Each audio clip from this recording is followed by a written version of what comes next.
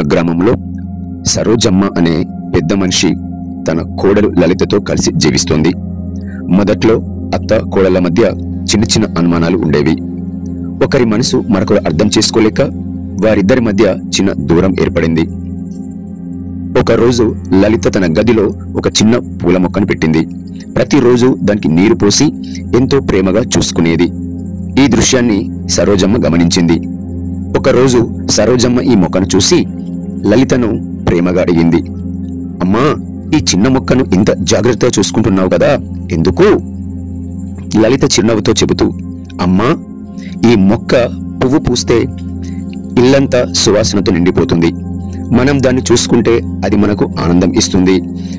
మన బంధం కూడా ఇలాగే ఉంటే ఎంత బాగుండేది కదా. లలిత మాటలు సరోజమ్మ మనసును తాకాయి. మరుసటి రోజు నుంచే ఆమె కూడా ఆ మొక్కకు నీరు పోసింది. ఇద్దరూ కలిసి దాన్ని పెంచారు. కొద్ది రోజుల్లో ఆ చిన్న మొక్క పూలతో నిండిపోయింది. ఇల్లంతా పరిమళం వ్యాపించింది. అత్త కోడళ్ల మధ్య దూరం కాస్త తగ్గిపోయింది. వారు ఒకరినొకరు అర్థం చేసుకోవడం నేర్చుకున్నారు.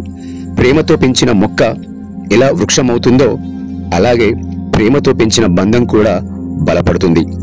సత్యం ఏమిటంటే, అత్త కోడళ్ల మధ్య అనుమానాలు కరిగి విశ్వాసం పెరిగితే ఆ బంధం ఇంటిని సంతోషభరితంగా మార్చేస్తుంది.